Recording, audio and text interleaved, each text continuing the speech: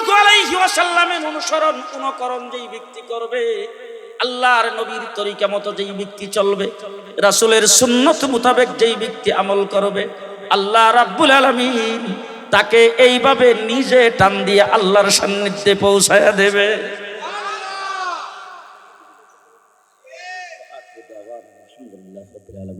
আসসালামু আলাইকুম।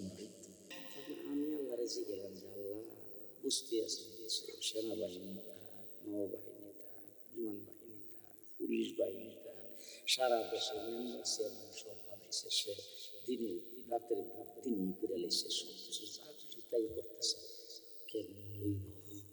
আমার আল্লাহ ডাক দিয়ে সূরা ফিল পড়ছ, তখন আমি সূরা ফিলের দেখছি। وأرسل عليهم طيرا أبابيل। আপনাদের এই এলাকার কোরআন শরীফ আছে তো? আমি কিন্তু ব্যাপারটা বলতেছি, আপনারা বুঝলেন ভালো করে বুঝলেন। وأرسل عليهم طيرا أبابيل। আব্দুল মুত্তালিব যখন গেছে যাই বলছে যে আমাদের বেড়া বকরিগুলি আপনার দল বলে ধরে নিয়ে আসছে, এগুলি তাড়াতাড়ি ফেরত দিয়ে দেন। আব্রাহা বাদশা ডাক দিয়ে ঘরটা যে ভাঙতে আসছি এই ব্যাপারে আপনার কোনো বক্তব্য নেই, বলে ঘরের মালিক আমি না। আচ্ছা, আর এই ঘরের নাম মুতাউলি, বলে মুতাউলি হলে কইছে ঘর যখন রক্ষা করার কোনো ব্যাপার আসবে তখন তো মালিকই করবে, আমি জানি না। আমি চাকরি করি, মুতাউলি চাকরি কথা বলছেন। বেড়া বকরিগুলি দিয়ে দিচ্ছে আব্দুল মুতালিব, সমস্ত বেড়া বকরিগুলি নিয়ে এসে বেড়া বকরিগুলি বান্ধা বংশের লোকজনকে দেখে তাড়াতাড়ি দেখি পাহাড়ের উপরে তামসা দেখি আল্লাহ কি করে। সবাই যায় পাহাড়ের উপরে তামসা দেখতে গেছে, যায় দেখে জাকের জাক 150 ওজনের বাহিনী আইতাছে। এক একটা সৈনিকের ওজন 150 টাকা, 150 টাকা এক একটা সৈনিকের ওজন। প্রত্যেকের সাথে 3টা করে গ্রেনেড। গ্রেনেড কয়টা? 3টে। এক একটা গ্রেনেডের ওজন হইল কলর দানার সমান। বুঝছেন? মাস কেলাইছিলেন তো, ওই কলা কেলার দানার সমান হইল এক একটা গ্রেনেড। উপর দিক দিয়ে এসে পজিশন রেডি। কমান্ডার কেন? আস্তে আস্তে কমান্ডার হলেন আল্লাহ রাব্বুল আলামিন, কমান্ডার ইন চিফ। বাস উপর দিয়ে সেটা উঠতেছে, আওয়াজ হইতেছে। আবার সেগুলো দেখে ও এই এলাকার লোকজন আসলে হাতি দেখে নাই, হাতিগুলি আসলে হাতি দেখছে না, দেখতে আইসে রে। হাতিগুলি যে সবগুলি যে পজিশন রেডি করে বলে রেডি যেই খেলি কইছে রেডি আল্লাহ ডাকতে তারমিহিম বিহিজারাতিন মিন সিজ্জিল। বম্বিং শুরু কর। বাস 150 টাকা ওজনের এক একটা বাহিনী কলর দানার সমান গ্রেনেড নিক্ষেপ করতে শুরু করেছে। ফাজআলাহুম কাআসফিম মাকুল। তাফসীরের কিতাবে লেখছে একটা ঘোড়ার সামনে যদি আম পাতা, জাম পাতা, কাঁঠাল পাতা অনেকগুলি পাতা একত্রিত করে দেওয়া হয়, আর সেই পাতাগুলি যদি একত্রিত ঘোড়া ভালো করে চাবায়া তারপরে দুধ গিলার পরে যদি আবার ভূমি করে দেয়, সেইটার মধ্য থেকে কোনটা আম পাতা, কোনটা জাম পাতা, কোনটা কাঁঠাল পাতার অংশ জীবন চিনা যাবে না। তাদের বম্বিংয়ের পরে হেরামের কাছে যায় দেখা গেছে কোনটা হাতির গোশত, কোনটা মানুষের গোশত, আর কোনটা হাতির হাড়, কোনটা মানুষের হাড়, সেটাও চিনা যায় না। আল্লাহ রাব্বুল আলামিন বলেন, আব্রাহা বাদশাকে ধ্বংস করেছিলাম আবাবিল নামের ছোট্ট ছোট্ট পাখি দিয়া। আমি আল্লাহ পাক বাংলাদেশের শেখ হাসিনার জন্য বিএনপিও কাজে লাগাইলাম না, হেফাজতকেও কাজে লাগাইলাম না, জামাতকেও লাগাইলাম না, পাঠাইলাম আবাবিল হিসাবে কলেজ, ইউনিভার্সিটি, মাদ্রাসার ছাত্র। ভীষণ ফরকুয়া একজনের ডেট নিজেরাই তোমরা কত তারিখ পর্যন্ত থাকবা সেটা বাড়াই নাও। আমার নবীকে আল্লাহ পাক দুনিয়াতে পাঠাইছেন আনলিমিটেড। কতদিন পর্যন্ত আমার নবী নবী, কত এলাকার জন্য আমার নবী নবী, কোন এরিয়ার জন্য আমার নবী নবী, একটা শব্দের দ্বারা আপনাদেরকে বুঝাইতে চাই। আমার আল্লাহ হলেন রাব্বুল আলামিন। বলেন বলেন, আমার আল্লাহ হলেন রাব্বুল আলামিন, আর আমার নবী হলেন রাহমাতুল লিল আলামিন। আমার আল্লাহ পাকের রুবুবিয়তের এরিয়া যদ্দূর, আমার নবীর নবুয়তের এরিয়া তদ্দূর। ওয়া নুসাল্লি আলা রাসূলিহিল কারীম। আম্মা বাদ।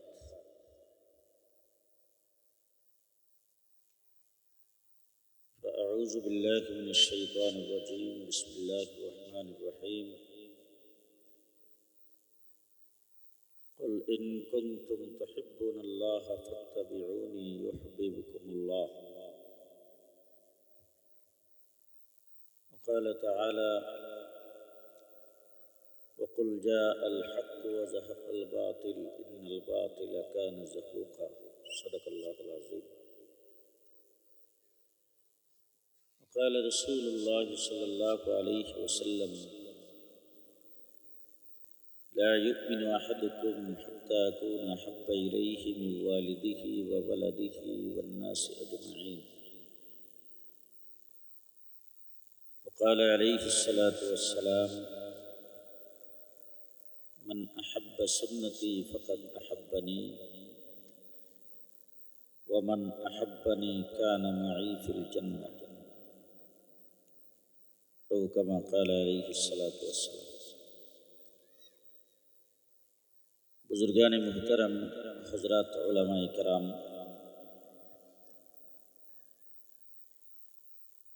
সমবেত বিরাদরান ইসলাম আল্লাহ তাবারক ওয়া তাআলা অগণিত মানুষের মধ্য থেকে বাছাই করে নির্বাচিত করে আমাদেরকে জান্নাতের বাগানের জন্য কবুল করেছেন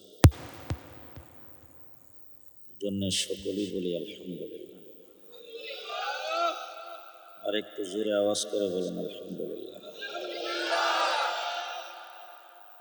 আপনাদের এইখানে যারা বসেছেন এমন কেউ কি আছেন এখান থেকে 1-2 কিলোমিটার 2-3 কিলোমিটার দূরেরও কেউ 2-3 কিলোমিটার দূরের মানুষও আছেন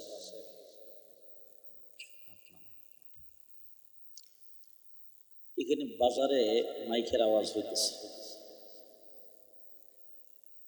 এই মাইকের আওয়াজ যারা শুনতেছে এরা তো আজকের মাহফিলের খবর জানে না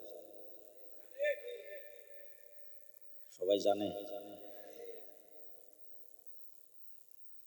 এখন যেখানে বসেছেন আপনারা এই জায়গাটা হলো জান্নাতের বাগান জান্নাতের বাগানের দাম বেশি না কম আমাদের বাংলাদেশের বঙ্গভবনের অর্ধেক কত 4 ভাগের 3 ভাগ কত দাম পৃথিবীর সবচাইতে দামি যে বিল্ডিং শুধু বাংলাদেশের না গোটা পৃথিবীর মানুষের বানানো দামি বিল্ডিং এর নাম জানেন আমেরিকার হোয়াইট হাউসকে কয়েক কোটি বার বিক্রি করলে জান্নাতের 1 ইঞ্চির মূল্য হবে এখন এই বঙ্গভবনে আপনি ইচ্ছে করলে কি যেতে পারবেন না আমাদের বাংলাদেশের প্রেসিডেন্ট হাউসে বিভিন্ন সময় বিভিন্ন অনুষ্ঠান গত কিছুদিন আগে এই যে অন্তর্বর্তীকালীন সরকারের শপথ অনুষ্ঠান হইব যে এটা আপনারা আগের থেকে জানতেন কিনা জানেন না আরে বাবা 5 তারিখে হাসিনা বাগ যে 6 তারিখ থেকে তো হবে বাপ পেপার পত্রিকায় রেডিও টেলিভিশনে আগামী 8 তারিখে অন্তর্বর্তীকালীন সরকার গঠিত হবে 8 তারিখ সকাল থেকে আমরা শুনতে শুরু করলাম যে সন্ধ্যা 8টার সময় অন্তর্বর্তীকালীন সরকারের শপথ অনুষ্ঠান হবে হইতে 9টা 9:30 বাজছে আপনারা যারা এই খবরটা শুনছিলেন জানেন আপনারা কি ওখানে যাইতে পারছেন যে ওখানে কি কিছু লোকজন যায়নি কারা গেছে যাদেরকে বঙ্গভবন থেকে আলাদা কার্ড দিয়া দাওয়াত দিয়েছেন তারা গিয়েছে আর বাকি সারা দেশের মানুষ জানার পরেও যাইতে পারে নাই খুব ভালো করে বুঝো জায়গাটা খুব দামি দেশের সর্বোচ্চ ব্যক্তি প্রেসিডেন্ট সেখানে থাকেন এই দামি জায়গায় জানলেই যাওয়া যায় না আলাদা টিকিট লাগে। এখন বসছেন জান্নাতের বাগানে, এইখানেও জানলেই আসতে পারবে না, যাদেরকে আল্লাহ পাক এই বাগানের টিকিট দেয় তারাই আসবে। 2-3 মাইল দূরে টিকিট পাইছেন, আইছেন বাজারে বসে বসে আসবেন। এখন একটা পরীক্ষা হইতেছে, জান্নাতের বাগান হলো দামি জায়গা, সবচাইতে নিকৃষ্ট জায়গা হলো বাজার। এখন একটা পরীক্ষা হইতেছে, দেখি আল্লাহ পাকের জান্নাতে কে যায়, বাজারে কে যায়। এই পরীক্ষা আপনারা পাস করেছেন, বলেন আলহামদুলিল্লাহ। আপনাদের এই যে বাংলাদেশের বঙ্গভবন, এখানে কিন্তু চতুর্দিকে পুলিশে পাহারা দেয়। আপনি যে গণভবন, বঙ্গভবন, এখানে দেখবেন বাউন্ডারির সঙ্গে উষা করে ওই যে টঙ্গের মতো ঘর বানিয়ে রাখছে। ওই বঙ্গভবনের কাছে দিয়া যদি দিনের বেলা কেউ যান, তাহলে দেখবেন যে একটু পরে পরে এইভাবে পাহারা দিতেছে, নিশ্চিদ্র নিরাপদ। তাহলে মানুষের বানানো দামি জায়গায় নিশ্চিদ্র নিরাপত্তা। আজকে যারা জান্নাতের বাগানে এসেছেন, আপনাদের চতুর্দিকে ফেরেশতাদের নিশ্চিদ্র নিরাপত্তা। প্রেসিডেন্ট যদি কোনো জায়গায় যায়, প্রধানমন্ত্রী কোনো জায়গায় যায়, তাহলে দেখবেন যে আশেপাশের বিল্ডিং থাকলে ছাদের উপরে পুলিশ। দেখেন যদি বিল্ডিং না থাকে, বাঁশ দিয়া টাওয়ার বানায় এটার উপরে পুলিশ। আজকে জান্নাতের বাগানে যারা এসেছেন, আপনাদের ছাদের উপরে ফেরেশতা না, একজন ফেরেশতার কাঁধে আরেকজন, একজন ফেরেশতার কাঁধে আরেকজন, এরকম বসতে বসতে জমিন থেকে আসমান পর্যন্ত ফেরেশতা। সেই বেষ্টনীর ভিতরে আপনারা এখন আছেন, খুশি না বোঝা? হ্যাঁ, আল্লাহ পাক আমাদেরকে এখানে বসার সুযোগ দিয়েছেন। আজকে আমাদের দেশে একটা দিবস পালিত হচ্ছে, 21শে ফেব্রুয়ারি। 21শে ফেব্রুয়ারিতে আমার দেশের ভাষার জন্য যারা রক্ত দিয়েছে, বরকত, আব্দুল সালাম, আব্দুল জব্বার, রফিক, এই নামগুলি তো হিন্দুরা, খ্রিস্টানের, বুদ্ধিস্টের মধ্যে কান্না। আমরা গর্বিত, আমার দেশের ভাষার জন্য রক্ত দিয়েছে মুসলমান, ঠিক না? আমি জানি আপনারা আমাকে আগামীতে দাওয়াত দিবেন না, কারণ এই যে যারা দাওয়াত দিচ্ছে আমি ওয়াজ করে গেলে কইবেন যে এই মৌলবীর জন্য সামনে দাওয়াত না দেয়, কারণ আপনারা কইবেন যে ইতানের নাম ওয়াজ। আমি কিন্তু আসলে এর চাইতে বাইরে ওয়াজ জানি না, আমি এটাই করি, আপনারা শুনলে শুনে না শুনলে না। বরকত, আব্দুল সালাম, আব্দুল জব্বার, রফিক আমার দেশের ভাষার জন্য রক্ত দিয়েছে। আমার দেশের ভাষা বাংলা ভাষা, আমার মাতৃভাষা। এখন বলেন তো, রাসূল সাল্লাল্লাহু আলাইহি ওয়াসাল্লাম কোথায় জন্মগ্রহণ করেছেন? সৌদি আরব। সৌদি আরবের ভাষা কি? আরবি। কোরআন শরীফ কোন ভাষা? আরবি ভাষা। রাসূল জন্মগ্রহণ করেছেন যেখানে, নবীর মাতৃভাষা যেটা, সেই ভাষায় আল্লাহ পাক কোরআন নাজিল করেছেন। এতটুকু কথার দ্বারা আপনারা বুঝছেন কিনা জানি না, মাতৃভাষার দাম আছে না নাই? তাইলে সেই দাম যারা রক্ষা করেছেন আমার দেশের মুসলমানেরা। আজকে গতকাল আমার প্রোগ্রাম ছিল ঝিনাইদহ, ওখান থেকে রাত্রে হাইওয়ে রোডে আমি গেছি ফজরের নামাজের পর। তো তখন ওই রেডিওর টিভির খবর শুনতেছিলাম। খবরের মধ্যে শুনলাম আমার দেশের প্রেসিডেন্ট, প্রধান উপদেষ্টা, 3 বাহিনীর প্রধান, উপদেষ্টা বৃন্দ, বিদেশি কূটনীতিক বৃন্দ, তারা সবাই শহীদ মিনারে গেছে ফুলের তোড়া নিয়ে।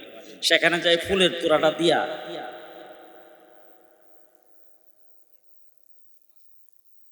বুয়ার হারিয়ে রয়েছে।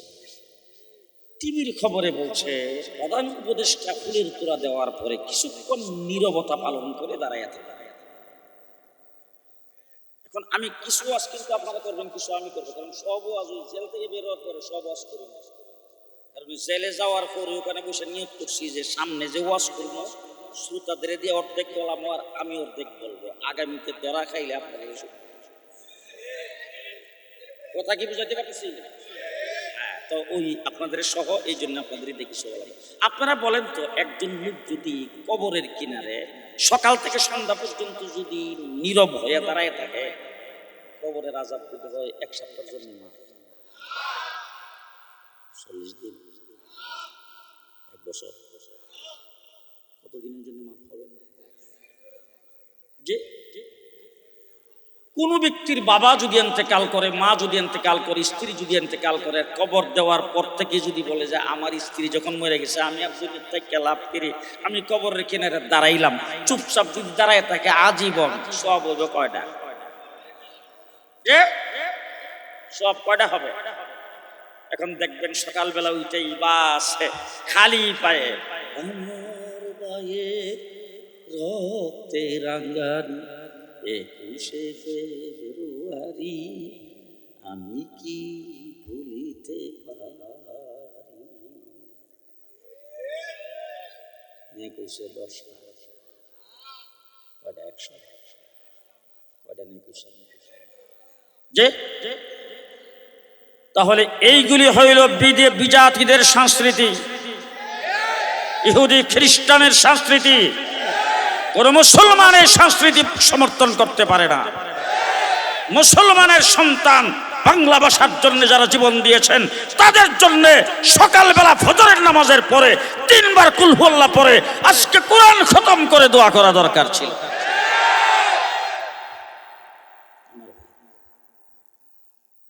মুহাম্মদ রাসূলুল্লাহ সাল্লাল্লাহু আলাইহি ওয়াসাল্লাম আমার নবীর জন্য সর্বপ্রথম জীবন দিয়েছেন একজন মহিলা, তার নাম হলো হযরত সুমাইয়া। কি নাম? হযরত সুমাইয়া ইসলামের সর্বপ্রথম শহীদ। মা বোনদেরকে বলবো, আপনারা অত্যন্ত গর্বিত, ইসলামের জন্য সর্বপ্রথম জীবন দিয়েছেন, শাহাদাত বরণ করেছেন একজন মহিলা। হযরত সুমাইয়াকে আবু জাহেল দৌড়ায় না জামা কাপড় সব খুলে উলঙ্গ করে, 2টা পায়ের মধ্যে রশি বাঁধছে, 2 সাইডে 2টা তেজস্বী ঘোড়া খাড়া করছে, এই ঘোড়ার সাথে পায়ের রশি বাঁধছে। এরপরে আবু জাহেল সামনে দাঁড়াইছে 3 নিয়ে, দাঁড়াইয়া তারপরে সুমাইয়াকে বলতেছে, সুমাইয়া এখনো সময় আছে, কি সময়? তুমি খালি বলবা মুখে যে আমি মুহাম্মদের দলে নাই।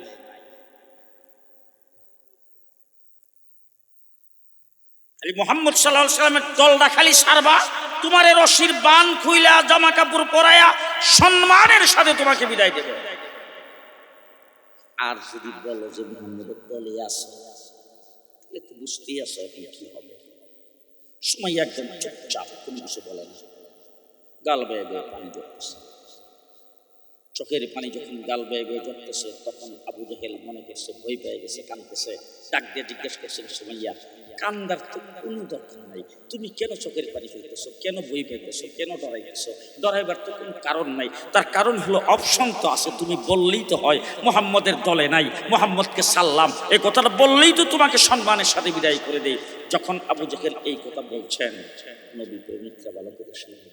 সুমাইয়া তখন তীব্র কণ্ঠে ডাক দিয়ে বলেন, এই কুলাঙ্গার আবু জাহেল, ভালো করে শুনে রাখ, তুই মনে করতেছ আমি তোর ডরে আমি মরে যাব, আমি ছিন্ন বিচ্ছিন্ন হয়ে যাব, আমার শরীর টুকরা টুকরা হয়ে যাবে, এই জন্য বোধ হয় আমি চোখের পানি ছাড়তেছি। মুঠেও না, এই জন্য আমি চোখের পানি ছাড়তেছি না, আমি চোখের পানি ছাড়তেছি আল্লাহ পাক আমাকে জীবন দিয়েছেন একটা, এরকম শত শত জীবন যদি আল্লাহ পাক আমাকে দিতেন আমি একটা একটা করে নবী মুহাম্মদের জন্য দিতে থাকতাম।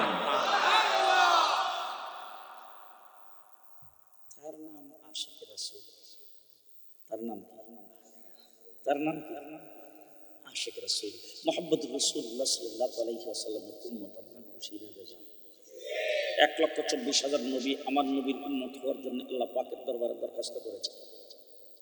হযরত মূসা আলাইহিস সালাতু ওয়াস সালাম আল্লাহ পাকের সঙ্গে কথা বলেছেন, তার নাম কালিমুল্লাহ। কি নাম? কালিমুল্লাহ। তাকে আল্লাহকে একদিন মূসা আলাইহিস সালাম জিজ্ঞেস করেছেন, আল্লাহ আমি যে আপনার সাথে কথা বলতেছি, আপনি আমাকে কালিমুল্লাহ বানিয়েছেন, আমি তো বড় ধন্য, আমি অত্যন্ত অত্যন্ত গর্বিত যে আল্লাহ আপনি আমাকে কালিমুল্লাহ বানিয়েছেন, আপনি আমার সাথে সরাসরি কথা বলেন। আল্লাহ আপনি তো আমার সঙ্গেই কথা বলা বোধ হয় আপনার শেষ, আপনি কি এরকম সরাসরি আর কারোর সাথে কথা বলবেন?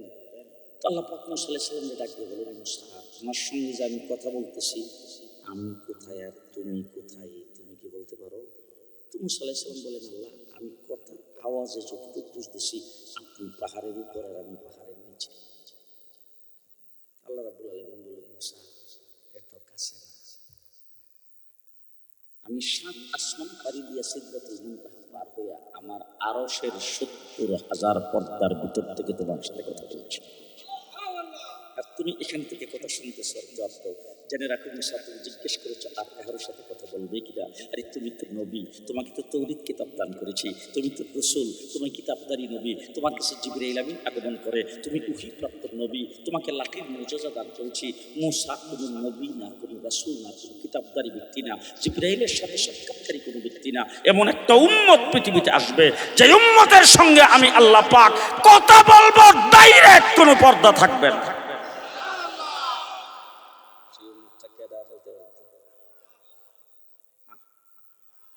তো আপনাদের মধ্যে মধ্যে দেখবেন যারা কথা না কয়, মনে করবেন হ্যাঁ কাওয়া কাদের দলের লোক।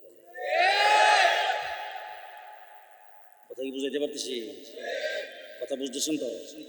কথা বুঝছেন খুব ভালো করে। তাইলে এই উম্মতের দাম কত, মর্যাদা কত, আমরা কেমন নবীর উম্মত, যেই নবীর উম্মত হওয়ার কারণে আল্লাহ আমাদের সঙ্গে ডাইরেক্ট কথা বলে। আল্লাহু আকবার বলে যখন নিয়ত বান্দা বান্দা যখন দাঁড়ায় যায়, তখন আল্লাহর বান্দার মধ্যে কোনো পর্দা থাকে না, ডাইরেক্ট ডাইরেক্ট। মুসা আলাইহিস সালামকে আল্লাহ পাক বলতেছেন, মুসা তোমার সাথে কথা বলি যখন তোমাকে ডাইকে আনি কুহে তুরের নিকটে, সেই জায়গা নির্দিষ্ট জায়গার মধ্যে তোমার সাথে কথা বলি, জেনে রাখো এমন একটা উম্মত পৃথিবীতে আগমন করবে যে উম্মতের সঙ্গে আমি আল্লাহ 24 ঘন্টা কথা বলার জন্য আমার কথার ভান্ডারটাই তাদের হাতে ছেড়ে দিয়ে রাখবো। আল্লাহ পাকের কথার ভান্ডার 30 পারা আমাদের কাছে আছে না? আছে না নাই? সেই নবীর উম্মত আল্লাহ পাক আমাদেরকে বানাইছে। আমরা কি কোনো দরখাস্ত করছিলাম? আল্লাহর দরবারে কোনো আবেদন করছিলাম? বিনা আবেদন বিনা দরখাস্তে আল্লাহ পাক আমাদেরকে সেই নবীর উম্মত বানিয়েছে।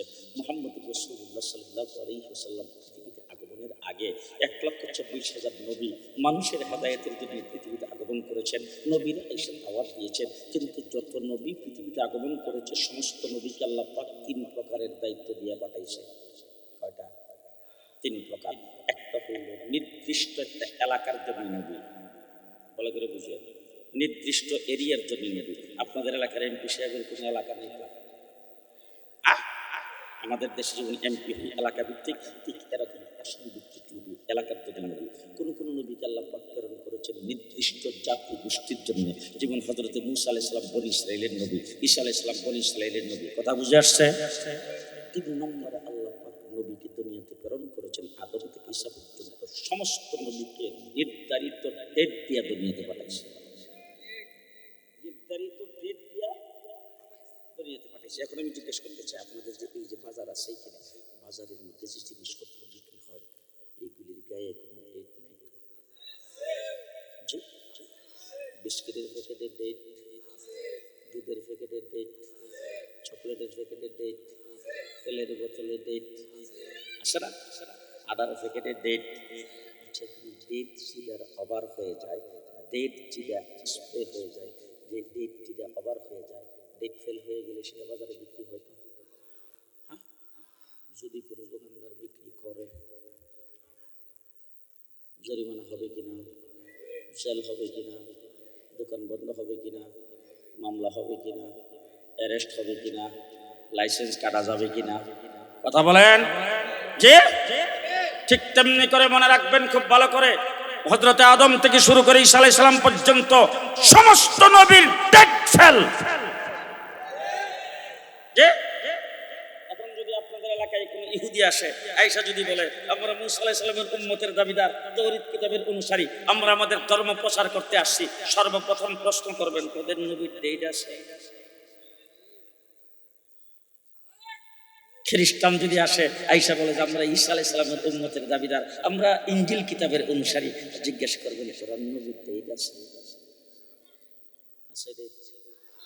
জি, এইটুক কথা যদি আপনারা বুঝে থাকেন আমার, এখন বলেন তো দেখি, আমার নবী মুহাম্মদুর রাসূলুল্লাহ সাল্লাল্লাহু আলাইহি ওয়াসাল্লামকে আল্লাহ পাক দুনিয়াতে প্রেরণ করছেন, ওনার ডেট তো মনে হয় 2041। হ্যাঁ, আপনাদের পাশে যে পদ্মা ব্রিজ উদ্বোধনের সময় কিন্তু আমরা দেশের বিশেষ প্রধানমন্ত্রী শেখ হাসিনা বলছিল ভিশন 41, আমার আল্লাহ ডাক দেখে রাখ থাম ভিশন 24। হ্যাঁ, আল্লাহ আসমান থেকে ডাক দেখে ভিশন 24। আমি আল্লাহরে জিজ্ঞেলাম যে আল্লাহ বুঝতে আছেন সেনাবাহিনী তার, নৌবাহিনী তার, বিমান বাহিনী তার, পুলিশ বাহিনী তার, সারা দেশে মেম্বার চেয়ারম্যান সব বানাইছে, সে দিনে রাতের দিন করে লেছে, সব কিছু যা কিছু তাই করতেছে, কেমন হইব? আমার আল্লাহ ডাক দেখো সূরা ফিল পড়ছ,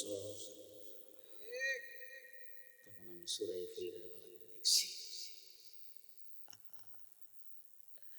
وأرسل عليهم طيرا أبابيل।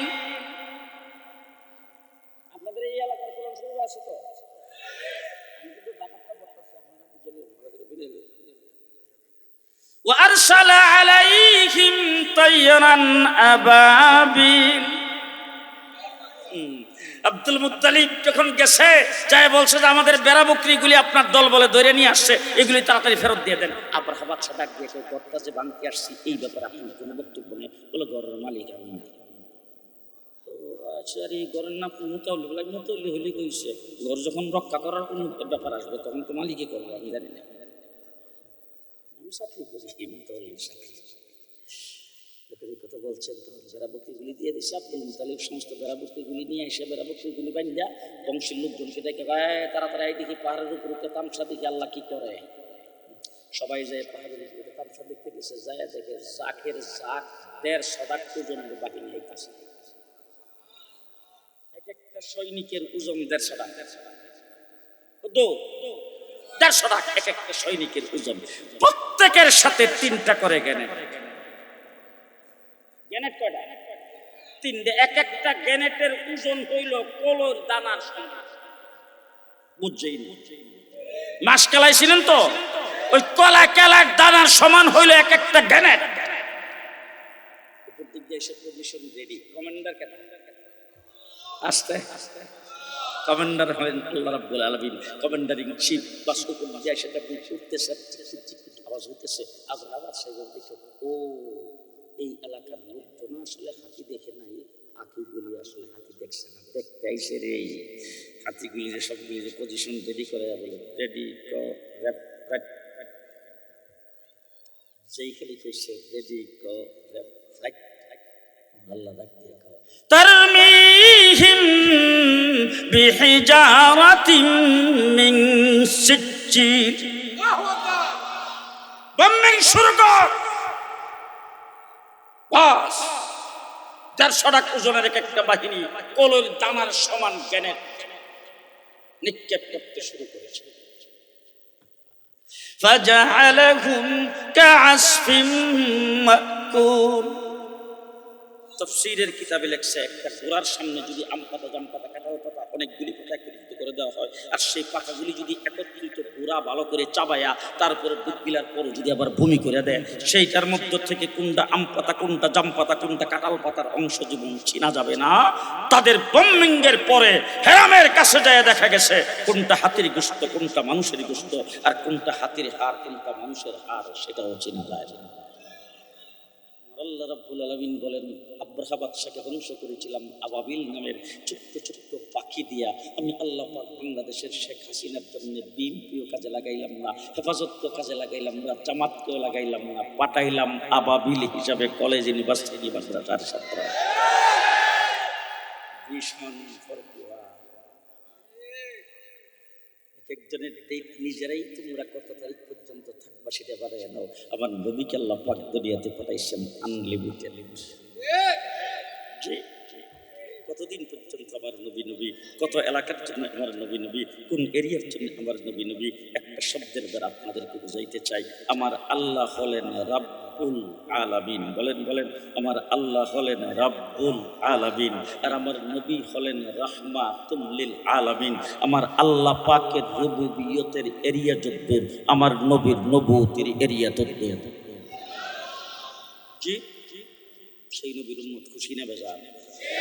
মুহাম্মদুর রাসূলুল্লাহ সাল্লাল্লাহু আলাইহি ওয়াসাল্লাম ওই নবী আল্লাহ পাক দুনিয়াতে পাঠাইছে, আদম থেকে ঈসা পর্যন্ত যত নবী পাঠাইছে সমস্ত নবীকে আল্লাহ পাক মুজিজা দান করছেন। কাউকে দিয়েছেন একটা, কাউকে তিনটা, কাউকে পাঁচটা, কাউকে সাতটা, সীমিত মুজিজা। সেই মুজিজাগুলি দিয়ে তারা নবুয়তের প্রমাণ দিয়েছেন, তারা মানুষের সামনে সেই মুজিজা দেখায় নবুয়তের প্রমাণ পেশ করেছেন। আমার নবী মুহাম্মদুর রাসূলুল্লাহ সাল্লাল্লাহু আলাইহি ওয়াসাল্লাম যখন পৃথিবীতে আগমন করেছেন, আমার নবীকে আল্লাহ পাক মুজিজা দিয়েছেন। আল্লাহ বলেন, আপনার মাথার থেকে পায়ের পাতা পর্যন্ত 3.5 হাত বডি পুরাটাই মুজিজা, পুরাটাই মুজিজা। আপনার মুখ থেকে থুতু বের হবে, থুতু সমস্ত রোগের অ্যান্টিবায়োটিক। আপনার শরীর থেকে গাম বের হবে, গামটা মেশকে আম্বর চাইতে বেশি সুগন্ধি। আপনি বসবেন মুজিজা, আপনি উঠে দাঁড়াইবেন মুজিজা, আপনি শুইবেন মুজিজা, আপনি চক্ষু বন্ধ করবেন মুজিজা, আপনি চোখ দিয়ে তাকাইবেন মুজিজা, আপনি মুখে কথা বলবেন মুজিজা, আপনি চুপ করে থাকবেন মুজিজা, আপনি চোখ তুলে তাকাইবেন মুজিজা, আপনি চক্ষু বন্ধ করে রাখবেন মুজিজা, আপনি আঙ্গুল হেলানি দিবেন মুজিজা, আপনি হাত লড়া দিবেন মুজিজা। আমার নবী মুহাম্মদ রাসূলুল্লাহকে আবু জাহেল যায় বলতেছে, ওই যে গাছটা যদি তোমার নবুয়তির সাক্ষী দিত তাইলে মনে করতাম তুমি নবী। রাসূল সাল্লাল্লাহু আলাইহি ওয়াসাল্লাম গাছের দিকে হইয়া হাত দিয়ে এইভাবে ইশারা করেছেন। গাছ মাটি সহ রাসূলের পায়ের কাছে এসে কালিমা পড়তে পড়তে আবার জায়গায় চলে গেছে। আবু জাহেল ঈসা বলতেছেন, ভাতিজা একটা অলৌকিক ঘটনা যদি দেখাইতা মনে করতাম তুমি নবী। পূর্ণিমার চন্দ্রের রাত্রি 14 তারিখের রাসূল রাত্রের বেলা ঘর থেকে বের হয়ে যাইয়া আকাশের দিকে আঙুলটা এইভাবে হেলানি দিয়েছে, সাথে সাথে আকাশের চন্দ্র 2 ভাগ হয়ে 2 দিকে পড়ে গেছে। মুহাম্মদুর রাসূলুল্লাহ সাল্লাল্লাহু আলাইহি ওয়াসাল্লাম যদি কোথাও ইস্তেনজা করতে যাইতেন খোলা জায়গার মধ্যে, তখন আশেপাশে কোনো গাছ থাকলে রাসূল এইভাবে ইশারা দিতেন, গাছ আইসা চতুর্দিকে রাসূলকে বাথরুম বানিয়ে দিতেন। আমার নবী মুহাম্মদুর রাসূলুল্লাহ সাল্লাল্লাহু আলাইহি ওয়াসাল্লাম গাছেরও নবী, মাছেরও নবী, কথা বলে না, আসমানেরও নবী, জমিনেরও নবী, জিনেরও নবী, মানুষেরও নবী, ফেরেশতারও নবী, হুরগিলমানেরও নবী, জান্নাত জাহান্নামেরও নবী, চন্দ্র সূর্যেরও নবী, পাহাড় পর্বতেরও নবী, গাছ গাছালিরও নবী, সাগর সমুদ্রেরও নবী, জন্তু জানোয়ারেরও নবী, সাপ বিচ্ছুরও নবী, কোন সৃষ্টি জগতের নবী, সমস্ত নবীদেরও নবী, আদম থেকে ঈসা পর্যন্ত সমস্ত নবীদেরও নবী। যত নবী দুনিয়াতে প্রেরণ করেছেন সমস্ত নবীকে আল্লাহ তাবারক ওয়া তাআলা জিবরাইল আমিনকে প্রেরণ করে তার কাছে ওহী প্রেরণ করেছেন। কোন নবীর কাছে আসছে জিবরাইল আমিন জীবনে মাত্র একবার, কারোর কাছে আসছে 3 বার, কারোর কাছে 5 বার, কারোর কাছে 7 বার। হযরত ইব্রাহিম আলাইহিস সালামের কাছে জিবরাইল আমিন আগমন করেছেন 40 বার। হযরত মূসা আলাইহিস সালামের কাছে আসছে 400 বার। এর উপরে কোথাও কোন নবীর কাছে আসছে বলে পাওয়া যায় না। আমার নবীর 23 বছরের নবুয়তির জিন্দেগিতে জিবরাইল আমিন আগমন করেছেন 24,000 বার। এটা 24,000 বার সুবহানাল্লাহ হইছে কয়বার? 24,000 বার। মুহাম্মদুর রাসূলুল্লাহ সাল্লাল্লাহু আলাইহি ওয়াসাল্লামের উম্মত খুশি না বেজার? খুশি না বেজার?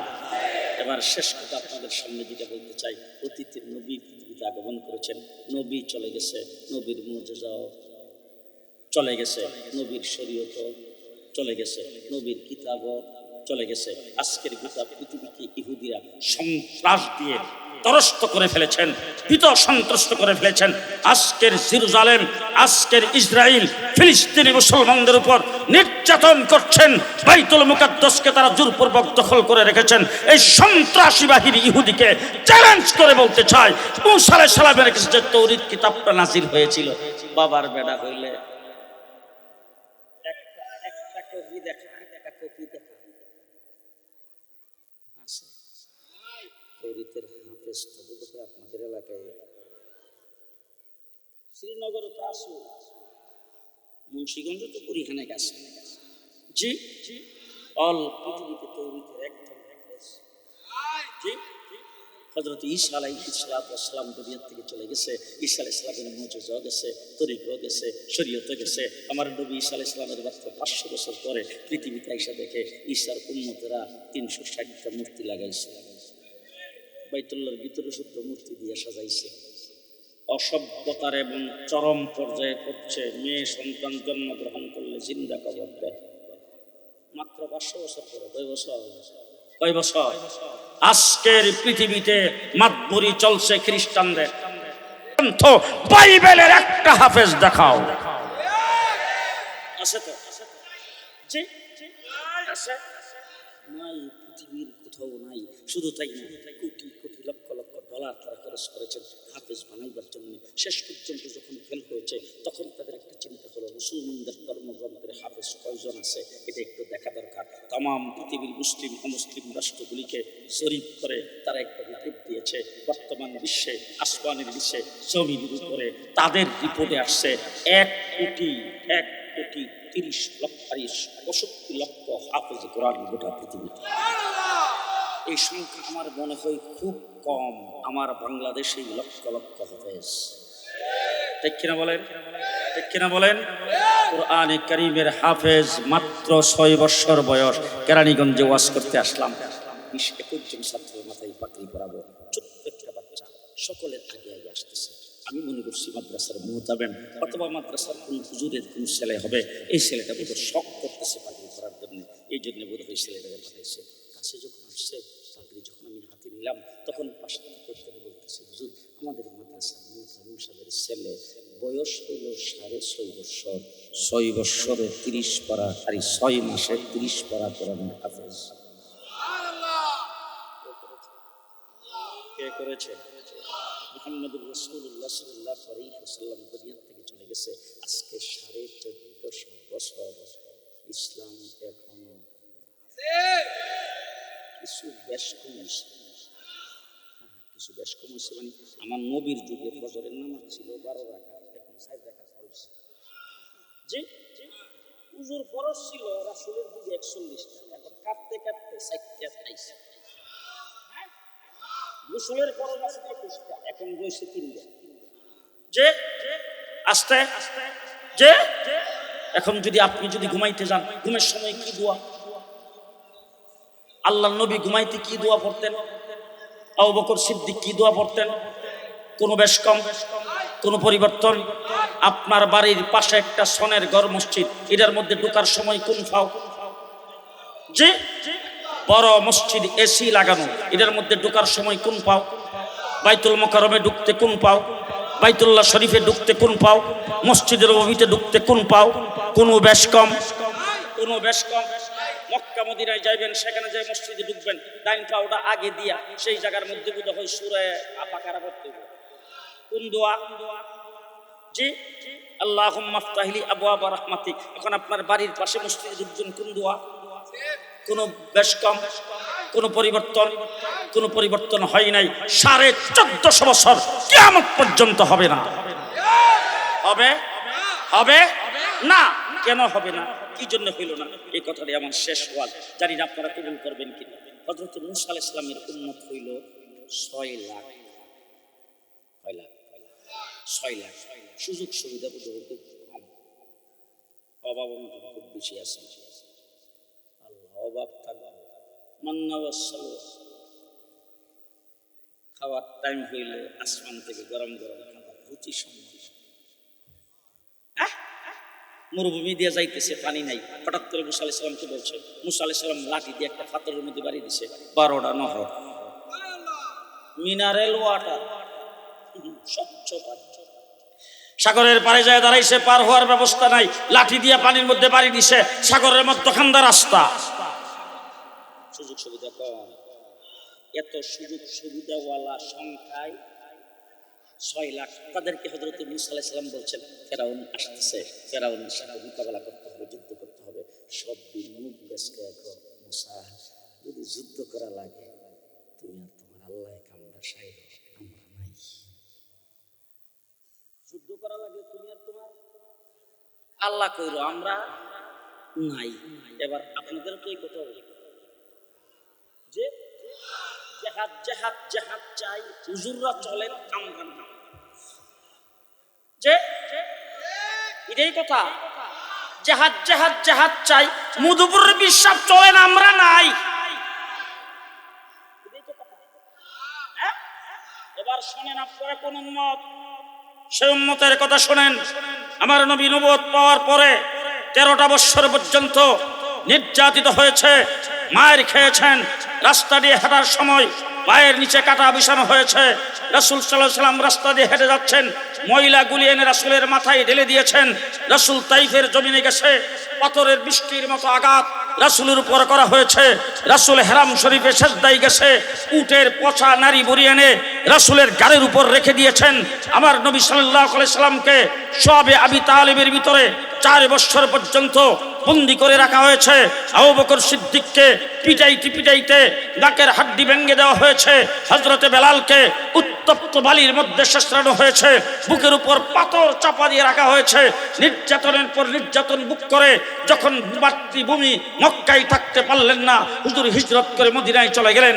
সেখানে যাওয়ার পরে সাহাবায়ে কেরাম যারা গেছেন তাদের বউ বাচ্চা মক্কায় ফেলে গেছেন, সহায় সম্পত্তি ব্যবসা বাণিজ্য সব মক্কায় রয়ে গেছে, শুধুমাত্র জানটা নিয়ে মদিনায় গেছে। তাদের পায়ের নিচে মাটি নাই, মাথার উপরে ছায়া নাই, পরনে কাপড় নাই, পেটে ভাত নাই, এক বেলা খাইলে আরেক বেলা খাইতে পায় না।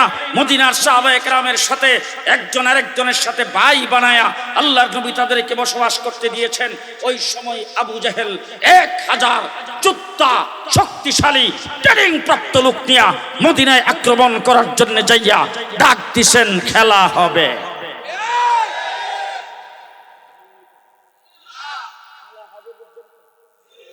আবু জেহেল যাইয়া মদিনায় ডাক দিছে, খেলা হবে।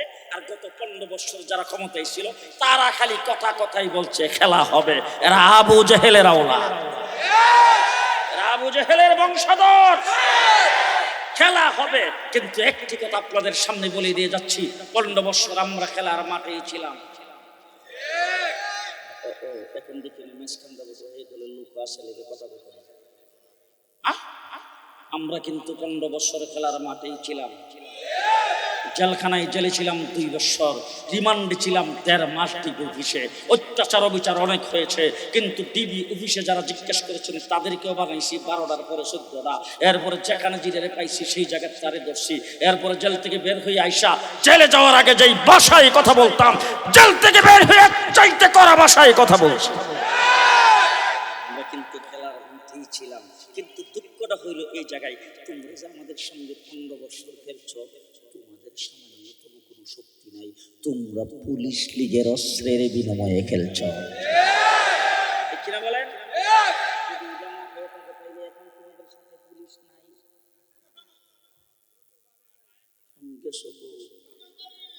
এখন দিয়ে বক্তৃদের মধ্যে দাঁড়ায় বলতা পালাবো না, আওয়ামী লীগ পালাই না। এখন গেছো 1.5 মাস ছিলাম রিমান্ডে, 1.5 মাস। যত অফিসার জিজ্ঞাসাবাদ করতে আইসি বলছে তুই পাকিস্তানি রাজাকার, তোর হাফিজ জুহুর ছিল পাকিস্তানি রাজাকার, তোর সাইফুল হাদিস ছিল পাকিস্তানি রাজাকার, তোর মুফতি আমিন ছিল পাকিস্তানি রাজাকার। এরকম আমাদের আকাবির উলামায়ে কেরামের নাম ধরে ধরে আঙ্গুলটা উঁচা করে করে আমার নাক বরাবর এনে বলতো পাকিস্তানি রাজাকার, পাকিস্তানি রাজাকার। দেশটাকে তোমরা আবার পাকিস্তানি বানাইতে চাও, আমাদেরকে রাজাকার বলছো, পাকিস্তানি বলছো।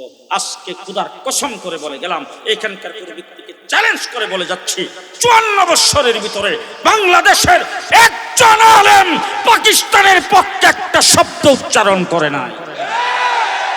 আমরা পাকিস্তানের পক্ষে একটা বিবৃতি কোনোদিন দিলাম না, একটা বক্তৃতা দিলাম না, একটা মানববন্ধন করলাম না, একটা মিছিল করলাম না, কোথাও কোনো ওয়াজ মাহফিলে 2-5 জন একত্রিত বৈশাখ ঘরোয়া কোনো মিটিংয়ে আমরা পাকিস্তানের পক্ষে একটা শব্দ উচ্চারণ করি নাই।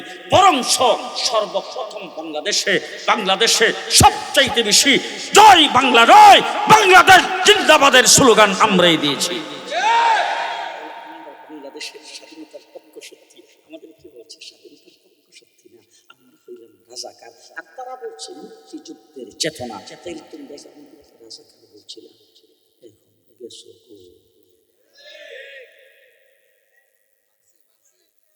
তোমরা বক্তৃতা দেওয়ার সময় বলতা আমাদের বিজয়, ভারতের বিজয়, আমাদের স্বাধীনতা, ভারতের স্বাধীনতা, ভারতের সঙ্গে আমাদের স্বামী স্ত্রীর সম্পর্ক।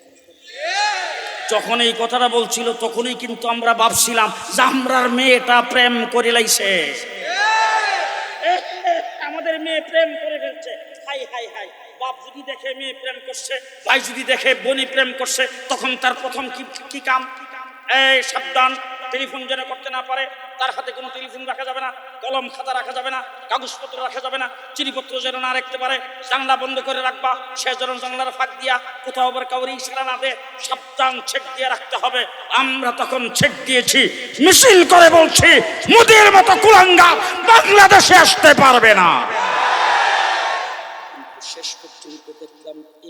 প্রেম লাগাইছে, আমরা মেয়েটাই বেঁকে গেছে।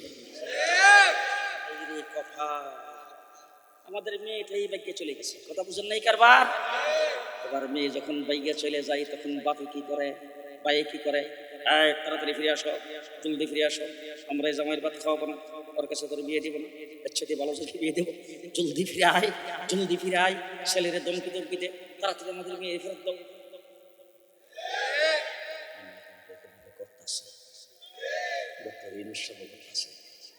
আমরা সবাই মিলে করতেছি, শেষ পর্যন্ত যদি ফেরত না ইয়ে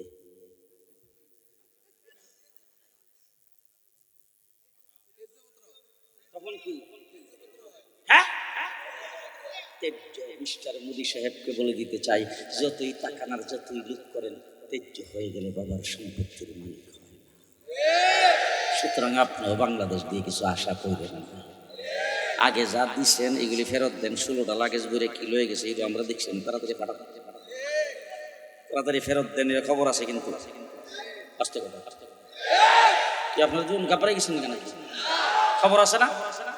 খবর আছে না? কারণ হলো আমরা মুসলমান। আস্তে কোন, আমরা মুসলমান। আমাদের বাংলাদেশের দিকে মোদি যদি তক দিলে তাকায়, তাকাইবার আগে বলবে একটু আফগানিস্তানে দেখাবে না। বিশ্বের সবচাইতে বড় পরাশক্তি আমেরিকা, তার সাথে 70টা মিত্র শক্তি একত্রিত হয়ে 20 বছর চেষ্টা করেছে, আফগানিস্তানকে পরাস্ত করতে পারে নাই। শেষ পর্যন্ত জাঙ্গাটা পয়রা বিদায় হয়েছে। মিস্টার মোদি সাহেবকে বলতে চাই, তোমারও দুটিটা সামলাও। আমরা প্যাম্পাস পরে তারপরে বিদায় করে দেব। আমরা মুসলমান, সংখ্যায় কম হতে পারে কিন্তু জাতি হিসাবে আমরা কম নয়। কথা বলেন ঠিক না বে ঠিক? মুহাম্মদুর রাসূলুল্লাহ সাল্লাল্লাহু আলাইহি ওয়াসাল্লাম 313 জন। আবু জেহেল যে একটা খেলা হবে, রাসূল সাল্লাল্লাহু আলাইহি ওয়াসাল্লাম আল্লাহ ডাক দিয়ে, আল্লাহ মদিনায় ছিলাম, এখন শান্তিতে থাকতে দেবেন, আমরা কি করতাম? আল্লাহ ডাক দিয়ে, এতদিন যা নীরবে সহ্য করছো, এখন সহ্য করা যাবে না। বলে এখন কি করতে হবে? এখন পাল্টার পরিবর্তে পাল্টা আক্রমণ। অস্ত্র নেই, শস্ত্র নেই, 313 জনকে দেখে মসজিদ নববীতে বসছে পরামর্শ করার জন্য। বসে আপনারা মজা লাগতেছে না? 313 জন নিয়ে বইয়া হুজুর আকরাম সাল্লাল্লাহু আলাইহি ওয়াসাল্লাম সবার দিকে, আমার দিকে তাকায়,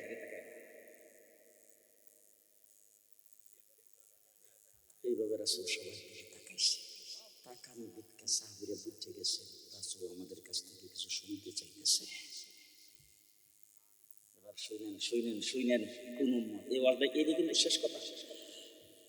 সাহাবায়ে কেরাম একের পর এক ধারায় আল্লাহ নবীর সামনে বলতে শুরু করে দিয়েছেন, ও আল্লাহর হাবিব, আমাদের বউ বাচ্চা কি অবস্থায় আছে আমরা জানি না, আমাদের মাল সম্পদ কি হয়েছে আমরা জানি না, আমরা নিঃস্ব, আমাদের পায়ের নিচে বাড়ি নাই, আমাদের পরনে কাপড় নাই, আমাদের পেটে পাত্র নাই, শেষ রাত্রে সেহরি ভালো করে পেতে পারে নাই, ইফতার কি দিয়া করবো তার ব্যবস্থা নাই, আমরা সম্পূর্ণ নিঃস্ব, কোনো অস্ত্র নাই, শস্ত্র নাই, শক্তি নাই, কিচ্ছু নাই।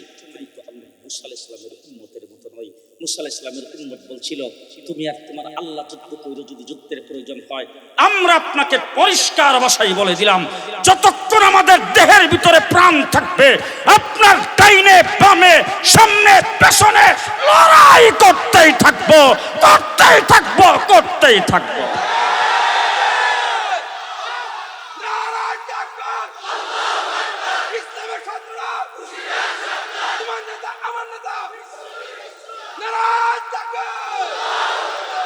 এবার আমি জানতে চাই আপনাদের ব্যক্তিগত,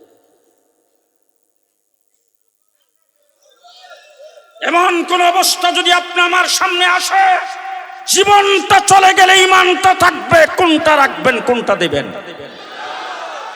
জি, ঈমান রাখবেন, জীবন দিয়ে দিবেন। জীবন দিতে প্রস্তুত আছেন?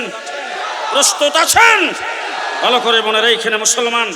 শেষ কথা আপনাদের সামনে বলে যাচ্ছি, নবী প্রেমিক, নবীর সাথে সম্পর্ক থাকতে হবে কি না?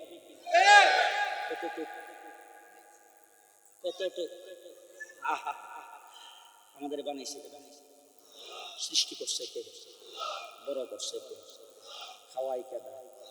হায়াত দিছে কে? আসমান থেকে বৃষ্টি দেয় কে? নদীর মধ্যে মাছ দিছে কে? নদীর পানি আসছে থেকে? জমিন থেকে ফসল ফলাই কে? যাবতীয় সব কিছু দিছে আল্লাহ। এখন সম্পর্ক হইবে আমেরিকার লগে, ভারতের লগে, আঙ্গুল আঙ্গুল উঁচা করে বলতে হবে কার সাথে সম্পর্ক, কার সাথে। এবার শেষ কথা আমার শুনেন, আল্লাহ পাক সম্পর্কটার লাইনটা আল্লাহ সুন্দর করে বলে দিয়েছেন, কুল ইন কুনতুম তুহিব্বুনাল্লাহ। আল্লাহ রাব্বুল আলামিন আল্লাহর হাবিবকে কয়। আমাদের দেশে দেখুন অনেক সময় গোষ্ঠী গন্ডগোল হয় না, গ্রামে গ্রামে ঝগড়া হয় না, তো চেয়ারম্যান সাহেব আইসা ঝগড়ার বিচার মানছে, বিচার মানে দুনো পক্ষ করে নিয়ে বইসা চেয়ারম্যানে বিচারের একটা রায় করছে। রায় করে গোষ্ঠীর সর্দারদের ডাকবে, তো কয় হাজী সাহেব আপনার গোষ্ঠীর লোকজনকে আপনি করে দেন। কয় না অনেক সময় কয় আমাদের এই যে ওই 3 নম্বর ওয়ার্ডের মেম্বার সাহেব, আপনি আপনার ওয়ার্ডের লোকজনকে বলে দেন।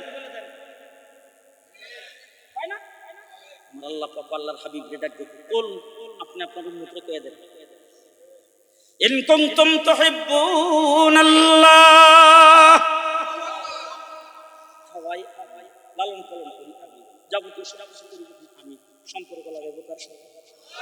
জি, আপনার উম্মতকে আপনি বলে দেন, তারা যদি আমি আল্লাহর সাথে সম্পর্ক লাগাইতে চাই, আল্লাহকে যদি পাইতে চাই, কানেকশন যদি আমি আল্লাহর সাথে করতে চাই, তাহলে তাদের জন্য রাস্তা একটা, ফাত্তাবিউনি। তারা যেন আপনার ইত্তেবা করে, আপনার ইত্তেবা করে। কিভাবে? আল্লাহ খানা খাইতো, দৈনিক বুধ 5 বার খায়। আল্লাহ বলেন সুবহানাল্লাহ,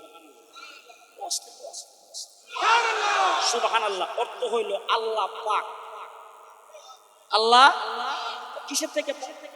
খানা পিনার থেকে পাক, গোসল থেকে পাক, উজুর থেকে পাক, ঘুমের থেকে পাক, প্রস্রাব পায়খানার থেকে পাক, জন্ম দেওয়ার থেকে পাক, জন্মগ্রহণ করার থেকে পাক, আল্লাহ সব কিছুর থেকে পাক। এখন আমি জিজ্ঞেস করতে চাই, গোসল তো জীবনে খাইছেন, খাইছে, গোসল তো জীবনে করছেন, রাসূল গোসল করছে, পানি পান করে নাই, পানিও পান করছে। হ্যাঁ, হুজুর তো বাজারে জীবনে গেছে, বাজারে গেছে, প্রস্রাব পায়খানা তো হুজুর জীবনও করছে না, করছে। আল্লাহ পাক বলেন ফাত্তাবিউনি, আপনি তাদেরকে বললেন তারা যেন আপনার ইত্তেবা করে। কেমনে করবে? খাওয়ার সময় আপনি যেমনি খাইছেন, গোসলের সময় আপনি যেমনি গোসল করছেন, ঘুমাইবার সময় আপনি যেমনি ঘুমাইছেন, তারা যখন কথা বলবে আপনি যেমনি কথা বলছেন, তারা যখন বক্তৃতা করবে আপনি যেমনি বক্তৃতা করছেন, তারা যখন রাষ্ট্র চালাইবে আপনি যেমনি রাষ্ট্র চালাইছেন, তারা যখন ইমামতি করবে আপনি যেমনি ইমামতি করছেন, তারা যখন বাজারে যাবে আপনি যেমনি বাজারে গেছেন, তারা যখন পানি পান করবে আপনি যেমনি পানি পান করছেন। যদি এটা তারা করতে পারে, আমি তাদের সম্পর্কে বলে দিই, তারা আমারে পাইব কই? আল্লাহরে কই পাইবে? জান্নাত পরে আসে, এখন কি আল্লাহরে পাইবেন কোন না তালাশ করে? আপনার বাজার আল্লাহ আছে, আপনি পাইবেন তালাশ করে? আচ্ছা বলেন তো আল্লাহ তো আল্লাহ সবচাইতে বড়, আল্লাহ বড়। আচ্ছা আল্লাহ বড়, আপনাদের এলাকায় কোন বড় লোক নাই তো? আসেন গ্রাম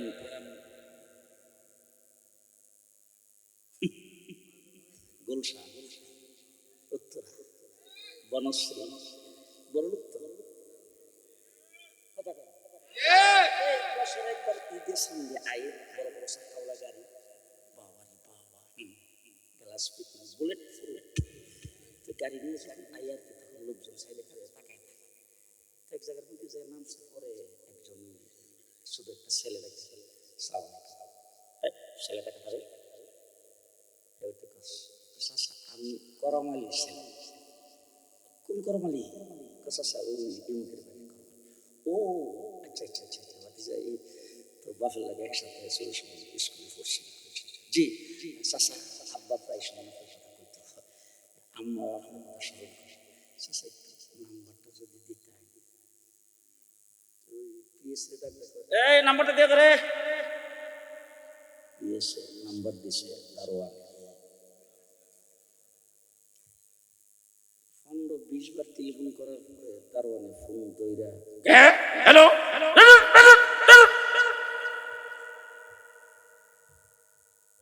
বড় আমাদের দেশের মানুষ যদি বড় হয় তাহলে গ্রামে থাকে না, যায় গুলশান, ধানমন্ডি, বনশ্রী, উত্তরা।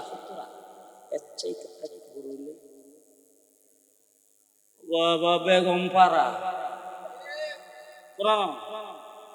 যে বেগম পাড়া জিডি বাইকে গেছে, একটারও কিন্তু কোনো সমস্যা নাই। যেভাবে জমায়েত হইছে আর কি, বাস ওখানে বইয়া থাকবো। সব বীরে হাতে হ্যান্ডকাপ লাগে আনতে হবে। এখন যারা কথা না খুশি এরা দেবে, সব বীরে হাতে হ্যান্ডকাপ লাগাই আনতে হবে। আইনা প্রকাশ্যে ফাঁসির কাস্টে ঝুলাইতে হবে, ঠিক কিনা বলেন? লুটপাটের রাজত্ব কায়েম করেছে বড় বড় প্রকল্পের মাধ্যমে।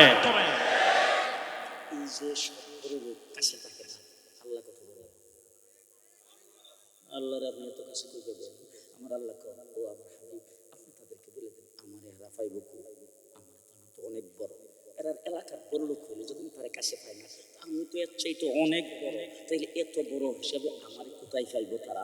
তাদেরকে বলে দেন তারা যদি আপনার ইত্তেবা করে, ইউহিব্বুকুমুল্লাহ, হে যেখানে আছে, যেই ঘরে আছে, এই গরিব না ধনী না নিঃস্ব না দিন কামলা না রিক্সাওয়ালা না ভ্যানওয়ালা, আমি সেটা দেখবো না, আমি আল্লাহ তার সাথে লাইন লাগাবো।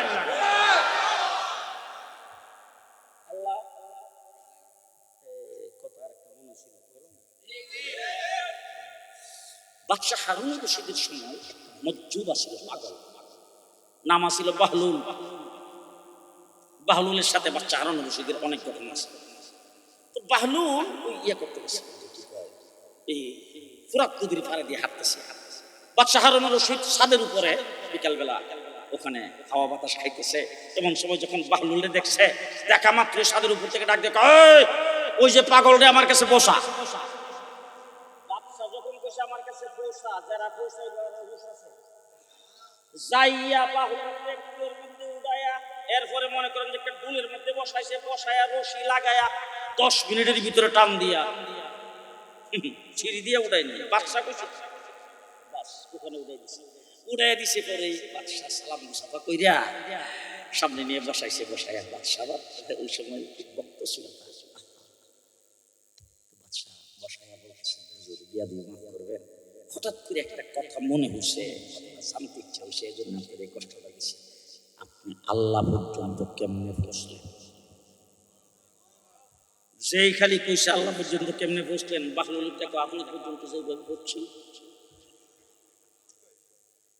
বাদশাহ দেখো হুজুর আসলে আপনার তাত্ত্বিক কথা একটু ব্যাখ্যা বুঝতে বলে, ব্যাখ্যার কি আছে? আমি হুজুরে কোশ্চেন আমি উত্তর করে দিচ্ছি। বলে না হুজুর একটু ব্যাখ্যা করে বসা। বলে দেখেন আপনি হইলেন অর্ধ জাহানের বাদশাহ। এখন আমি যদি আপনার কাছে আসার ইচ্ছা করতাম, তাহলে আমি হয়তো আমার এলাকার মেম্বার চেয়ারম্যানের কাছে প্রথম যাইতাম, যাই বলতাম যে একটু বাদশাহ মেম্বার সাহেব করতে যান, আমার তো পৌঁছার শক্তি নাই, আমার এলাকার এমপি সাহেবের লগে দেখি মাসখানেকের ভিতরে আমার দেখা হবে, তখন আলাপ করবো। এমপির সাথে যখন কথাবার্তা বলছে, এমপি সাহেব বললো যে ইন্টারনেট থেকে একটা ফর্ম বাইর করে এটা পুরা করে তারপর এটা আমার কাছে দাও, আমি এটা প্রেসিডেন্ট হাউসের মধ্যে পৌঁছাবো।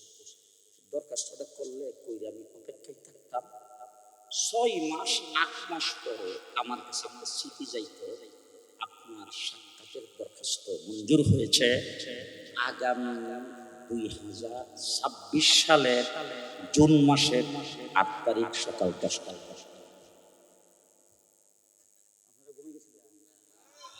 কথা বলতেছেন তো? আমি তখন কার লোকের সাথে, বাদশার সাথে। তো বাদশার সাথে সাক্ষাৎ পেলে আমার এই সমস্ত জামা কাপড় দিয়ে চলবে। আমি সাক্ষাতের ডেট পাওয়ার পরে তখন ভালো ব্র্যান্ডের কাপড় তালাশ করতাম।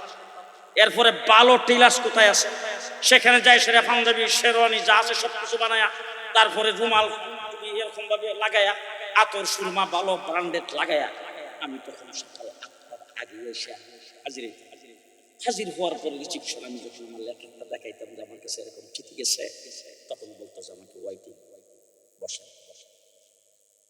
আমি তখন বসে থাকতাম। বসে থাকতে থাকতে হঠাৎ করে 10টার সময় এমন হইতে পারত দরজা দিয়ে একজন দুইটা, আজকে বাদশার সাথে চীনের প্রধানমন্ত্রীর জরুরি বৈঠক থাকার কারণে, দ্বিপাক্ষিক আলোচনা থাকার কারণে পাবলিক সাক্ষাৎ মুলতবি। পরবর্তীতে পরে জানানো যায়। তখন আমি আমার লেটারটা ফেরত দিয়ে চলে আসতাম, আইসা বসে থাকতাম। মাস 6 মাস পরে আবার তখন একটা লেটার আমার কাছে আসতো। আগামী 2027 সালের জুলাই মাসের 8 তারিখ সকাল 10টায়। এই সাক্ষাৎ হইতো কিনা সন্দেহ, কারণ এরা কিন্তু বাসে কিনে যত সন্দেহ আছে। এটা হইলে আমি যদি ইচ্ছা করতাম আপনার সঙ্গে সাক্ষাৎ করতাম। আপনি যেহেতু ইচ্ছা করছেন আপনার কাছে আমার আনবেন, ডাক দিয়া কইছেন, সিঁড়ির কাম লাগে না, আমার রশি দিয়া বাইন্দা। বিশ্বনবী মুহাম্মদুর রাসূলুল্লাহ সাল্লাল্লাহু আলাইহি ওয়াসাল্লামের অনুসরণ অনুকরণ যেই ব্যক্তি করবে, আল্লাহর নবীর তরিকা মতো যেই ব্যক্তি চলবে, রাসূলের সুন্নাত মোতাবেক যেই ব্যক্তি আমল করবে, আল্লাহ রাব্বুল আলামিন তাকে এইভাবে নিজে টান দিয়ে আল্লাহর সান্নিধ্যে পৌঁছায়া দেবে।